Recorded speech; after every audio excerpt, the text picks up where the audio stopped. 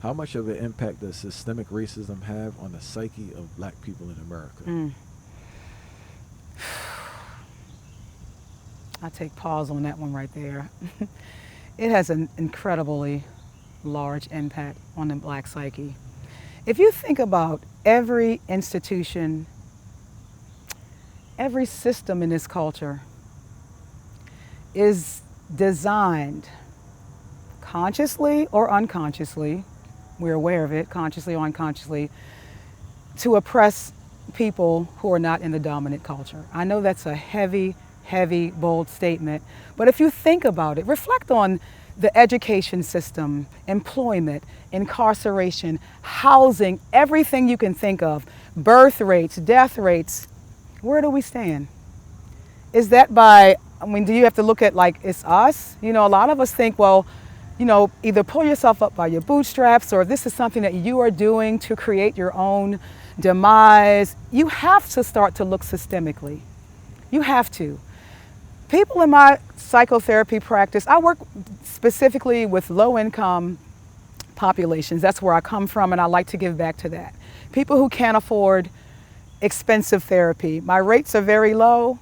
I work with Medicaid and Medicare clients specifically, intentionally, and I feel you can feel the pain. You can feel that simple things like not getting adequate schooling, going to schools and looking at the conditions, the material that children are learning, the lack of resources. That's just a small example.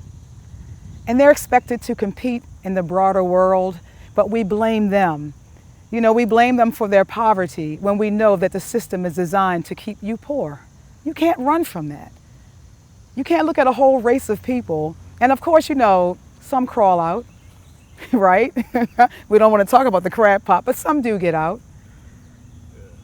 But it's the system, and I think it weighs heavily. And we think about what happened to George Floyd and countless other African Americans who've been murdered, whose voices were stifled, who just through everyday existence, that has to weigh on you. You can't wake up every day and not be affected by that. So it has a huge impact on our mental health. And the biggest impact I've witnessed as an educator is that, how would you say this? Not feeling worthy of anything and confidence. I think that's the biggest crippler of systemic racism, because people don't believe they can do anything. That's right. And they don't think they're worthy of anything. I think that's like the biggest trap we don't talk about, Very, very well spoken, very true. Because again, we've been conditioned to believe that. Everything black is what? Negative, it's dirty, it's pejorative, but white is angelic and it's snow and that's an age-old thing. We can expand on that for decades, because it's ingrained. Even if you look at the Bible, look in biblical times, Ham, it runs very deep. And you can't think about black and white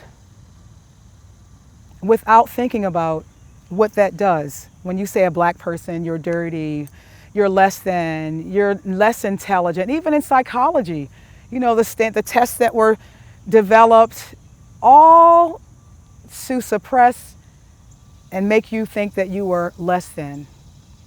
You're not worthy. You're not. You don't belong in the room. You don't belong in this space. Your voice is not as significant as the majority voices. Your hair is not, you know what I'm saying, down the line. We consider that we're less than. And sad part is that a lot of us have bought into that. Well, let me hear you say, Mount